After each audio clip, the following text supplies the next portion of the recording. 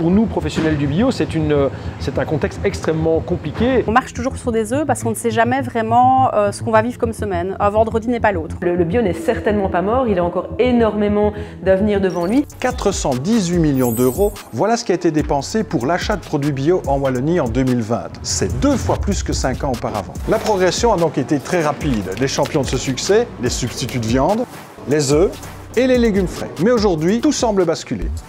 Comme ici par exemple, à Beaufailly, en région liégeoise.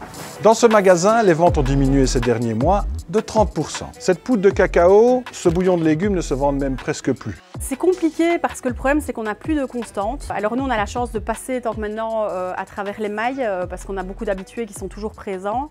Mais par contre on marche toujours sur des œufs parce qu'on ne sait jamais vraiment ce qu'on va vivre comme semaine. On va faire un vendredi, je donne des chiffres comme ça, mais peut-être à 2000 €, le vendredi suivant on va peut-être faire 400 €. Ludivine s'est naturellement posé la question, qu'est-ce qui se passe ?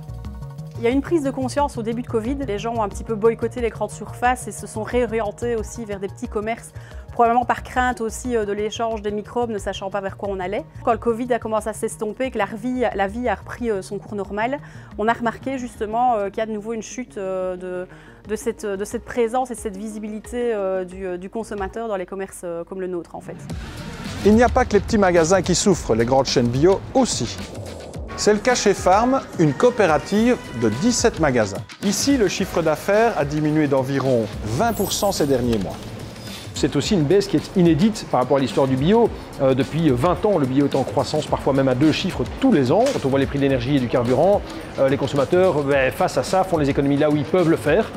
Puisqu'ils ne peuvent pas le faire sur l'énergie et sur le carburant, se rabattent probablement sur une alimentation moins chère. Or, le bio est perçu dans l'esprit des gens souvent comme plus cher que l'alimentation conventionnelle. Et donc, des choix à court terme sont faits de manière tout à fait compréhensible par bon nombre de consommateurs. Des petits magasins sont en difficulté, certains ferment. Pour les soutenir, Sylvie Droulance a créé l'ASBL Consomaction. Ils ont tenu pendant plusieurs mois avec une situation un peu particulière où ils sentaient déjà cette évolution négative.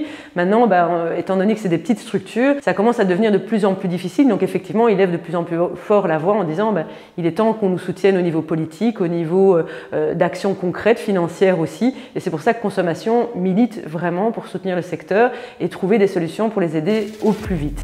Le bio est en perte de vitesse. Est-il menacé ? Le bio n'est certainement pas mort, il a encore énormément d'avenir devant lui. C'est juste qu'aujourd'hui, il faut que les gens reprennent une habitude et se tournent plutôt vers des filières qui sont beaucoup plus résilientes, beaucoup plus engagées. Et le bio en est une réponse.